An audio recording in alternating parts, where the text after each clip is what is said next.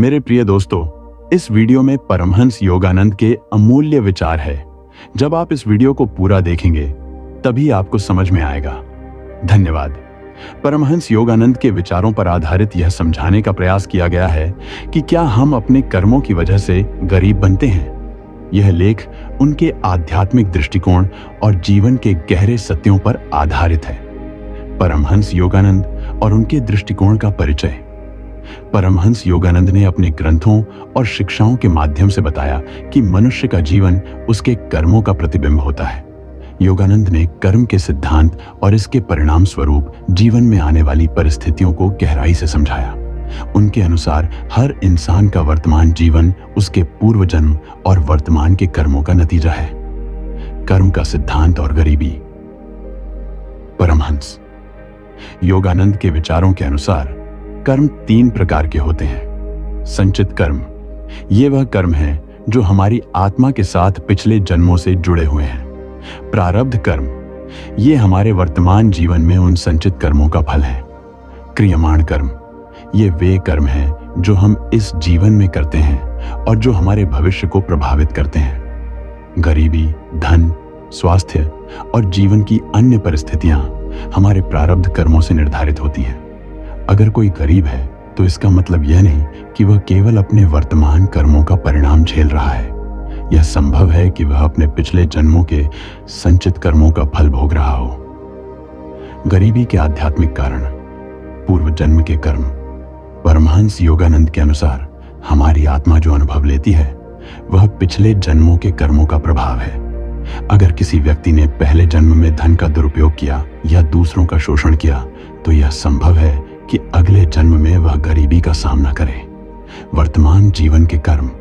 वर्तमान जीवन में आलस्य, ईर्ष्या और अनुशासनहीनता भी गरीबी का कारण बन सकते हैं। योगानंद ने कहा है कि ईमानदारी, परिश्रम और सकारात्मक सोच से व्यक्ति अपनी वर्तमान स्थिति को बदल सकता है। मनोवैज्ञानिक दृष्टिकोण। योगानंद ने यह भी कहा है कि गरीबी की मानसिकता से बाहर आना जरूरी है। अगर कोई व्यक्ति लगातार यह सोचता है कि वह गरीब है और कुछ नहीं कर सकता तो यह विचार उसकी प्रगति को रोक सकता है। आध्यात्मिक उपाय गरीबी से बाहर आने के लिए। परमहंस योगानंद ने गरीबी को दूर करने के लिए कुछ आध्यात्मिक और व्यावहारिक उपाय बताए हैं।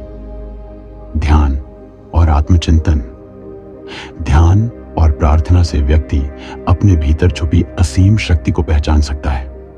आत्मा की शक्ति को समझने से गरीबी जैसी चुनौतियों का सामना करना आसान हो जाता है। धन के प्रति सही दृष्टिकोण। योगानंद के अनुसार धन को साधन मानना चाहिए, न कि जीवन का उद्देश्य। अगर व्यक्ति धन को सेवा का माध्यम मानकर उपयोग करे तो वह गरीबी से बाहर आ सकता है। पॉजिटिव थिंकिंग और कर्म। सकारात्मक सोच और सही दिशा में कर्म करने से व्यक्ति अपनी स्थिति को बदल सकता है। योगानंद ने कहा कि हम अपनी सोच और कर्मों से अपने भाग्य को बदल सकते हैं। धर्म और सेवा। परमहंस योगानंद ने दूसरों की सेवा करने को सबसे बड़ा धर्म बताया। अगर आप दूसरों की मदद करते हैं तो आपकी गरीबी भी धीरे धीरे समाप्त हो सकती है। कर्म, गरीबी और आत्मा का विकास। गरीबी को केवल नकारात्मक दृष्टिकोण से देखना उचित नहीं है। परमहंस योगानंद ने इसे आत्मा के विकास का एक माध्यम माना। उनके अनुसार गरीबी आत्मा को विनम्र बनाती है। यह हमें वास्तविक खुशी की ओर ले जाती है जो भौतिक वस्तुओं पर निर्भर नहीं करती। गरीबी में जीकर व्यक्ति अपनी आत्मा की शक्ति को समझ सकता है।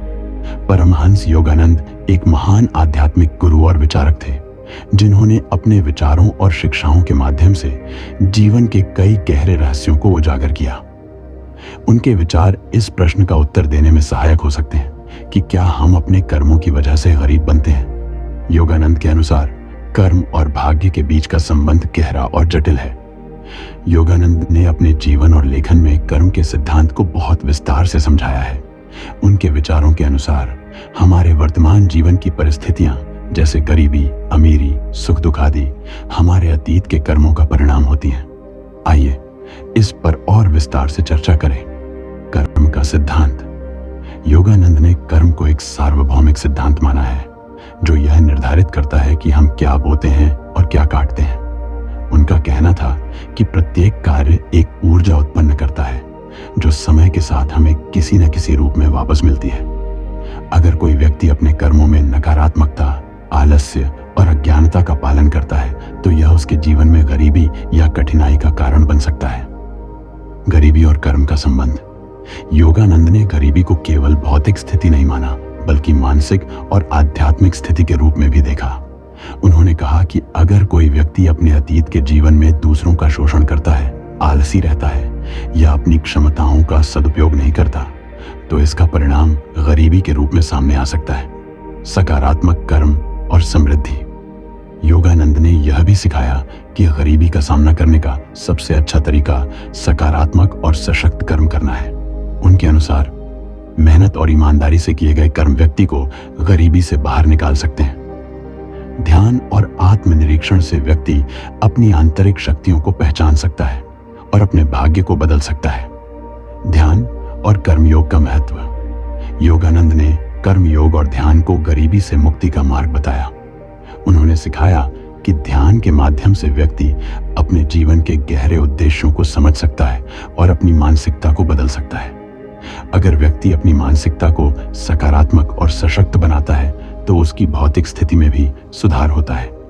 योगानंद ने इस बात पर भी जोर दिया कि गरीबी या अमीरी केवल भौतिक अवस्थाएं हैं जो आत्मा के विकास के लिए माध्यम है। उन्होंने कहा कि आत्मा का उद्देश्य सांसारिक बाधाओं से ऊपर उठकर ईश्वर की अनुभूति करना है। गरीबी, चाहे वह भौतिक हो या मानसिक, आत्मा के विकास के लिए एक पाठ हो सकती है। प्रेरणादायक दृष्टांत। योगानंद ने कई बार ऐसे दृष्टांत बताए जहां गरीब व्यक्ति ने अपने कर्मों और ईश्वर पर विश्वास के माध्यम से अपने जीवन को बदल दिया। उन्होंने कहा कि व्यक्ति को परिस्थितियों को अपनी नियति नहीं मानना चाहिए, बल्कि अपने कर्मों के माध्यम से उसे बदलने का प्रयास करना चाहिए। गरीबी से बाहर निकलने के उपाय।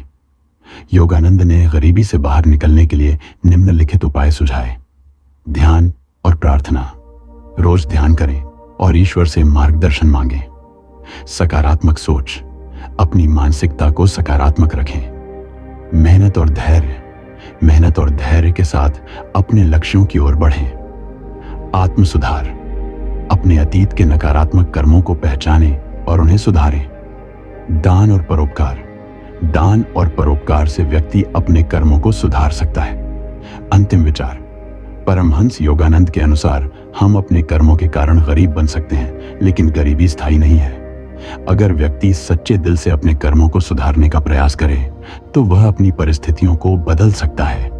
ईश्वर की कृपा और अपने आत्म प्रयास के माध्यम से हम किसी भी बाधा को पार कर सकते हैं। योगानंद के विचारों में यह संदेश है कि गरीबी केवल एक चुनौती है जिसे सही कर्मों और आध्यात्मिक अभ्यास से पार किया जा सकता है। कर्म का सिद्धांत और उसका प्रभाव। परमहंस योगानंद ने समझाया कि कर्म का अर्थ है क्रिया। हर कार्य, चाहे वह शारीरिक हो, मानसिक हो या आध्यात्मिक, उसके परिणाम स्वरूप ऊर्जा उत्पन्न होती है। यह ऊर्जा ब्रह्मांड में गूंजती है और समय के साथ हमारे जीवन में लौटकर अपना प्रभाव दिखाती है। अतीत के कर्मों का प्रभाव। गरीबी का एक बड़ा कारण यह हो सकता है कि हमने अपने पिछले जन्मों में या वर्तमान जीवन में कुछ ऐसे कर्म किए हों जो धन के प्रति लापरवाही या उसकी अवहेलना को दर्शाते हों। वर्तमान के कर्म। योगानंद के अनुसार मनुष्य का आज का जीवन उसकी मानसिकता और आज के कार्यों से भी प्रभावित होता है। यदि कोई व्यक्ति परिश्रम से भागता है, धन का सम्मान नहीं करता या गलत तरीकों से धन अर्जित करता है तो उसके परिणाम स्वरूप गरीबी हो सकती है।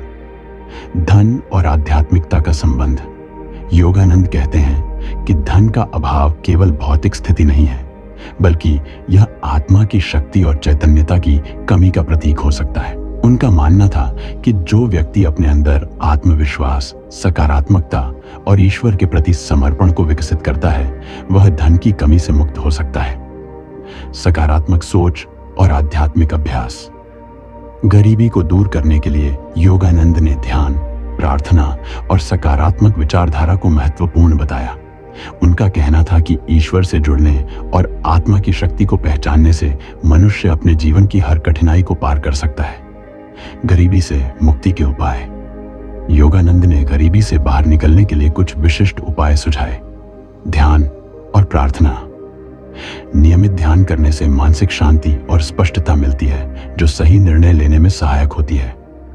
प्रार्थना करने से हम ब्रह्मांड की ऊर्जा को अपनी ओर आकर्षित करते हैं। परिश्रम।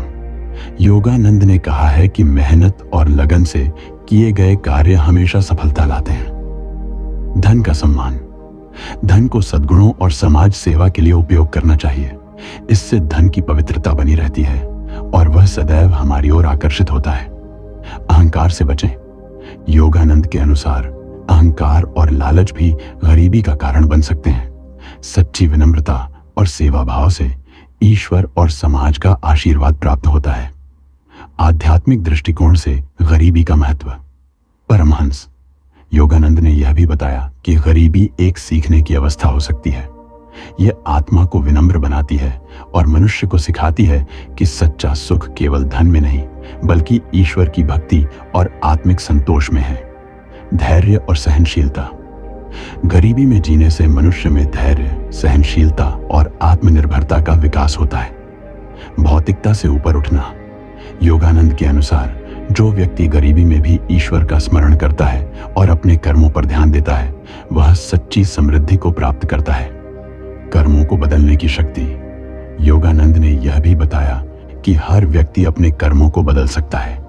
नए कर्म। अच्छा कर्म करना और अपने विचारों को सकारात्मक रखना जीवन की परिस्थितियों को बदल सकता है। ध्यान और सेवा।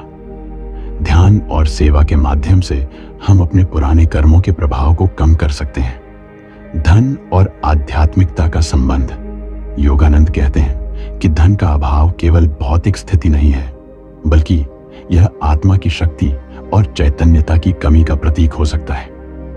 उनका मानना था कि जो व्यक्ति अपने अंदर आत्मविश्वास, सकारात्मकता और ईश्वर के प्रति समर्पण को विकसित करता है, वह धन की कमी से मुक्त हो सकता है।